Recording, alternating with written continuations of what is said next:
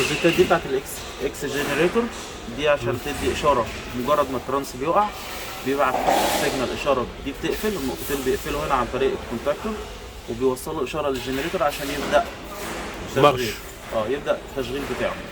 الروزيتا دي فيها نقطه ستيتس بتقول لك ان كان القاطع اللي هو رقم ترانس 1 القاطع ده اون، ونقطه ثانيه للاوف، ونقطه ثالثه للتريب.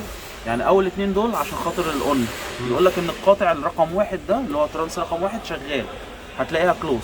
طيب لو القاطع اوف يبقى رقم 3 ورقم 4 هما اللي هيبقوا كلوز.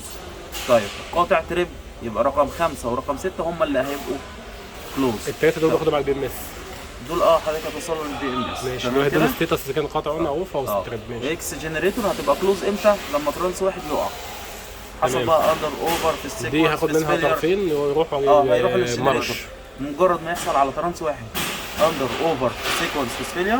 في الحاله دي هو هيدي اشاره على طول للجنريتور هيقول له ابدا التشغيل بتاعك. نروح عند روزيتا رقم اكس كيو اس 2. اول اتنين دول برضو للاون، الثالثه والرابعه للاوف، الخامسه والسادسه للتريب. دول بتوع الجنريتور، دول خاصين بالقاطع بتاع الجنريتور. القاطع رقم 2 اللي هو رايح للجنريتور. تمام. التوصيلات بتاعتي بقى هنا 380 نيوترال ال1 ال2 ال3 نيوترال ال1 ال2 ال3. يعني يمين دايما ترانس، اللي على الشمال على الشمال دايما ترانس. عشان دي ترانس هيبقى ترانس واحد وليه الاولويه. تمام. دايما المصدر ايه الاولويه؟ المصدر الدايم. طالما مصدر هنا الفولت موجود هو هيبقى على طول موجود. وده ستاند باي في حاله لما يحصل انقطاع هنا اندر اوفر في سيكونس يبتدي يدخل القطع الثاني على طول. تمام كده. تمام. التايمرات بقى التايمرات يعني فيهم عندي تايم اون ديلي عشان ده زمن التشغيل لرقم 1 ترانس 1 هيعمل عمليه التشغيل بتاعته. رقم 2 عشان الجنريتور عشان يقوم بعد قد ايه؟ يشتغل برضه بعد وقت قد ايه؟ احنا ظابطينه غالبا على 3 ثواني 4 ثواني، وده برضه 4 ثواني 5 ثواني. وبعد كده بقى ده التايمر ده الاوف ديلي ده خاص بتشغيل الجنريتور.